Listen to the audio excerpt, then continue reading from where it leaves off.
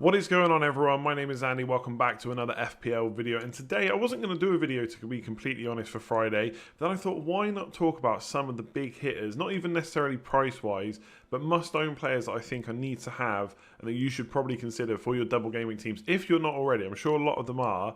And we do talk about these kind of players in streams and stuff. We'll get asked questions about big hitters and maybe the more obvious players. But in terms of single videos, I'm usually looking at budget options or fixtures or whatever it might be, differentials, and don't actually talk too much about the big hitters. So I thought it'd be fun to do this today. I got another video out tomorrow rating some random FPL manager drafts, so look out for that one as well. Otherwise, let's get into this. So first up, we have Kevin De Bruyne. I do think he is probably the first man on everyone's team sheets for the double gaming. I'd be surprised if another player lands there first.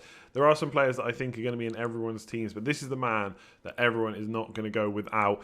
And to be honest, he's just been sensational this season. Absolutely been in my team for most of it. Really happy with him. Just a quick recap. 8 goals, 18 assists. That's 26 attacking returns, which I don't think anyone has beaten. Of course, he isn't quite the top scorer for midfielders. Assists are great, especially when you can get 18 of them in the season. But obviously, goals give you a few more points, which is probably why he's not right up there. But it's still ridiculous. 26 attacking returns, 6.8 points per match. Is one of the best for midfielders as well. And he hasn't even started 3 of the games. So it's literally 26 attacking returns in 26 game weeks, because 3 of the 29 that we've had so far, he hasn't played in. So there's very little not to like. And to be honest, one of the reasons I like him, which I think I've mentioned before, he is about as nailed on as it comes to Man City players. Like, you wouldn't say any of them are completely nailed on outside of Ederson.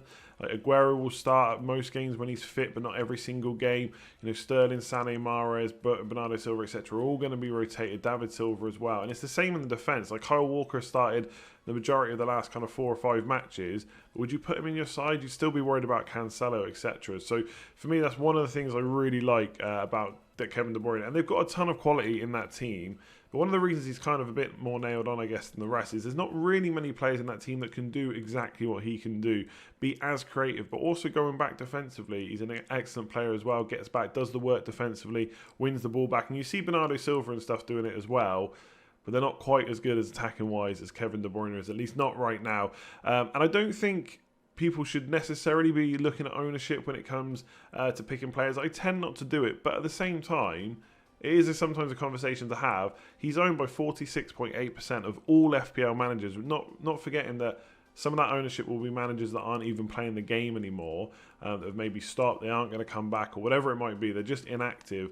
So his true ownership for this double game week is going to be much closer to kind of 60-70%, I would imagine. And in fact, one of the things I'm doing in tomorrow's rating random FPL manager drafts videos is I've got a lot of drafts that I won't be able to use for the video, but I'm going to look through and look at the statistics of how many times players like Kevin De Bruyne, Aubameyang and Agüero are picked. So that should be super interesting. I would imagine it is way closer to 100% than it is to 46.8, but we'll have to wait and see. So if you go without him, it really could hurt. 6.8 points per game. If he keeps up that, bearing in mind he's done that for 26 game weeks, if he keeps that up, you're looking at a score of close to like kind of 13, 14 points. And obviously it could be higher if he has one of those explosive games, which we know he can do. So it's very difficult to go without him, I think. Not just, you know, pure fear because of the amount of people that will own him, but also just because how good he is. So first name on a lot of people's team sheets and will be on mine too. Right, I know what you're thinking, and just bear with me, right? I'm not saying that everyone who's watching this has watched every single one of my other videos, but I'm sure some of you at least have seen my players to avoid video. And who was on that list? John Lundstrom. Now, I still think there's probably some reason to avoid him. Like, we don't know if he's completely nailed on, but the closer we get to deadline, the more worried I am about him.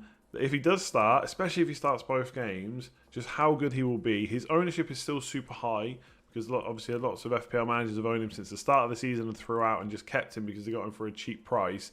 And bit of knee-jerking going on. There was a pre-season game where they played and he scored 2 goals as well. So I think he started and scored 2 goals. Now, one of the reasons I'm looking at him is because we will hopefully, not definitely, but hopefully get some team news about Sheffield United before the deadline. Because the deadline's 6 o'clock on Wednesday.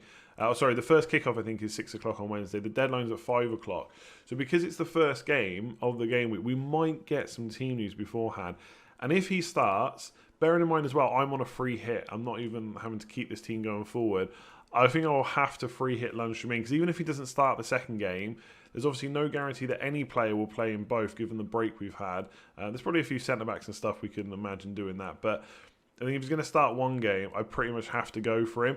But in general, this is more I have to own. I feel like I must own a Sheffield United defender. Not necessarily Lundstrom, but given how well he's done, 4.7 points per match when he costs 4.9 million is just ridiculous. Not many players are close to their price in terms of points per match. Like imagine if, you know, De Bruyne or Salah were close to kind of 11, 12 points per game. It would be absolutely insane. So he's extremely good, and I think we all know if he plays, he's the must-own player. But in general, if I don't go for him, I think I have to go for a Sheffield United defender. And one of the reasons is, I don't know what teams are going to come like back from the break and perform like. But I know what I know from the rest of the season, if that makes sense. And Sheffield United have been great defensively. I know there's, speaking to Davern on Fantasy Football Scout, like that Henderson has done a lot of that. Like he's saved more points than people probably realise. So they are conceding a few chances, but he has bailed them out. That could continue, of course. But I just think how good they've been. And one of the things that makes me kind of a bit drawn to them, which I've seen other people discuss, is Sheffield United are a very system-driven team, right? They have a way of playing. It's kind of drummed into all the players. They've been playing it all season. No doubt during lockdown and training they've been doing the same. And they're almost certainly going to come back and play exactly the same way. So the players know the system. Other teams maybe, like I think of like Man United, Ole Gunnar Solskjaer, I think we looked much better. But I wouldn't say we've got a system right now, especially with like some of our key players returning from injury. And at least not a key system that we've played throughout the whole season that every player knows inside out. But Sheffield United do, so I wonder if that will help them respond better. And given their fixtures, Aston Villa and Newcastle, it's about as good as it's going to get, even though they're both away games. So I think, for me, this slide is really a must-own Sheffield United defender. If it's not Lundstrom, I think Stevens is probably going to be my first choice. But if he starts that first game, he will be in my side. There is no way I'm being punished by John Lundstrom anymore. So I think there's some reasons to avoid. But if he starts, it's very hard not to own him. Given how good Man City are, I'm sure a lot of you are looking to kind of double up or triple up on Man City in the double game with good fixtures and a great team. And I am not going into this double game without Sergio Agüero. For me, on a free hit, he is absolutely must-own for this one. Even if you're using unlimited transfers and have to go with the team for the rest of the season to and manage it with transfers, I would still look at Agüero, to be honest. Now, his minutes have not been great this season, which is a bit frustrating. I think that's actually something from an FPL point of view that's kind of hampered him throughout his kind of career. Not that I'm sure he's worried about FPL points, but he hasn't got to those really big heights of a total season finish because he's been injured at times and because he's not always kind of nailed on to start week in, week out. Which is probably going to be true for the rest of this season. But for the double game week, there's no way I'm taking that risk. There's a tiny percentage of me that wouldn't want to go without him just because of fear. You know what he can do. You know how explosive he is. 5.6 points per match is not quite as good as Kevin De Bruyne. But on his day, in a single game, if I had to bet on who was going to be more explosive, I'd probably look at Sergio Agüero. Now, this isn't some brilliant insight, but it did kind of... I don't know, I wasn't shocked about how good it was, but I didn't kind of realise that he scored 16 goals this season. That is the same as Mo Salah. He's got 4 assists. That's only 2 less than Salah. But the interesting thing is, he has played 894 minutes less than Mo Salah. That's almost a 10-game equivalent of less minutes. And yet he's almost scored as many attacking returns. Obviously, he's scored less overall points because he doesn't have all the appearance points and bonus points that go with that. But that is an absolutely insane record. So for me, I have to have it. To be honest... sometimes making videos and you do the research and you think a bit more about a player, it kind of makes your decisions a little bit easier. So before, I was probably being drawn a bit more to Kevin De Bruyne for captaincy. But I think I'm going to go for Sergio Agüero. Again, I know the points per match is not quite as good. He's not quite as good as another player we're going to talk about in just a minute. But on his day, is there any player in the league that I think could be more explosive? A Salah maybe, a Mane, but they don't have a double game week. So the risk is, of course... he's not going to play both games. My assumption would be that he'll play one game at least and get minutes in the other one. It could be the Arsenal game that he starts and gets minutes against Burnley. That's not necessarily a bad thing. It's not like... I think Arsenal have improved defensively, but it's not like they are a great defensive team. Like I wouldn't be worried about Agüero playing against them, especially in the first game back, especially behind closed doors. I feel like those games might feel like training games, and I think that will suit Man City. I can just imagine how good they are in training. So he did start 6 of the last 7. And if you look on Transfer Market at how many games he started, most of the games he's missed are through injury. There are the odd games here or there that he's also not started when he has been fit. but they are few and far between. But him and Jesus have basically started a very, very similar amount of minutes, so there's no guarantee he starts both. But if he does, he's the one I want. And although I think De Bruyne is a bit more nailed for minutes and probably the safer captain option, the more exciting one, which I think I'm going to go for, is Sergio Agüero. Next up, we have Aubameyang, and Arsenal, not really a team that I can get behind. Like, I'm still not sure about what other attackers I would want. I'll probably go for a defender or two, but even then, I'm not completely sure about it. In my team, I've got Leno long term, but it's not really the most exciting pick, I don't think. But Aubameyang is the one. When he's fit, he is absolutely nailed on. 20 returns in 26 games this year. Like I said, slightly higher points per match than Sergio Agüero. It doesn't matter whether he plays on the wing, centre forward, he gets points. And the good thing about that is, obviously, he's versatile. If they decide to play someone else in the centre, he will go to left wing. And if they decide to play someone else on the wing, he will go centre forward. I don't see a situation where he misses out completely from both of these games. Now, because obviously they're just back from a long break and they have got another game straight away, there is a chance he misses the second game, but there is no way I am going without him. Again, like, I know people don't like talking about ownership, but his actual ownership percentage for this game will be way higher than 27.8%. We know he can be explosive. We know he's consistent with returns. He has to be in my team. Absolutely must own. So I know that Man City is a tough game, but after that they've got Brighton. And again, I think if you're ever maybe a good time to play Man City, it's probably going to be after a long break when they're trying to get up to scratch, just like every single team is. So I think from a stats point of view, he's kind of a difficult one to look at because he's never really that good. So if you look, I've looked at some of his stats. He doesn't really need a huge amount of chances necessarily. He's 12th in terms of shots in the box for every. I think that's every forward for this whole season. 12th out of all forwards. But I reckon if I ask most of you, you've got a free hit every single week. You can pick 3 strikers. Aubameyang is not going to be 12th on the list. So it's not that stats don't matter, but for some players, and we've seen it with Jamie Vardy as well, they don't necessarily need a huge amount of chances to get their points. And I think the same can be said of Arsenal. Like, if you look at Arsenal's stats since Arteta came over, they're quite low down in terms of the amount of shots they've had, but actually quite high up in the amount of goals they've had. So whether they're working towards creating better chances and stuff like that, it could be.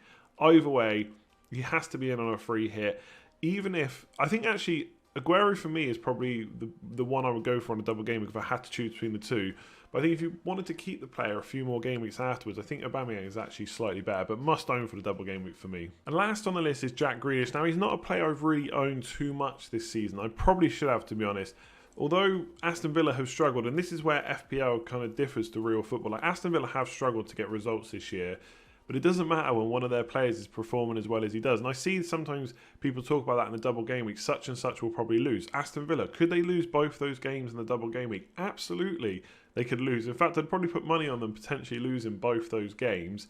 But it doesn't matter when Jack Grealish has got 7 goals, 7 assists this year for just 6.4 million. 118 points total is really good. And if you look at all midfielders, so only David Silva has a higher points per match for under 8 million.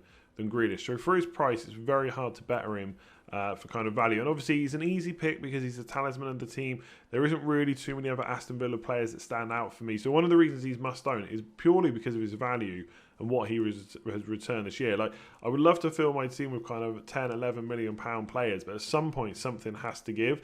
So I think if you think that any minute there's a chance that Villa are going to get out of this relegation struggle they're in, Jack Grealish is going to be the key part of it. Like, I've seen people start talking up El Ghazi, could be a good option. McGinn's back, that could help the team, even if he's not an FPL option. But realistically, Grealish is the one. Now, the great thing for me as well, why he's a must-own, is I'm free hitting, so I don't have to own him for the rest of the season. The fixtures after this week are not particularly good. Now, that doesn't mean he won't still provide value, but it's obviously going to be more difficult for him to do it. So I think there's other reasons why I kind of think he could be good as well, is that there's lots of rumours linking into other clubs. Man United has been a big one. Whether or not that's going to happen, I'm not quite sure, to be honest, given the money involved and the other players we have.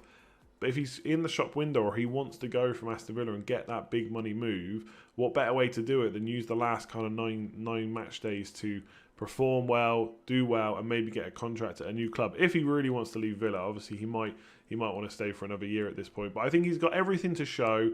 He's obviously had those kind of, I say lockdown issues. It was one incident, not a good incident for sure, but It's not been forgotten about, but I think he can come on the pitch and show what he's all about. So for value, given that he's only 6.4 million and what he's produced so far, I think he's a must-own for me and my team. So that's it for this one. Hopefully you've enjoyed it. If you have and found it useful, make sure to give it a like and subscribe if you're new around here. Another video out tomorrow, and then I'll be back streaming on Sunday before all the normal content starts coming out next week as well. Leave me a comment below as well. Do you disagree with any of the players? Who are your must-own players? Let me know below, and I'll catch you again soon. Cheers all.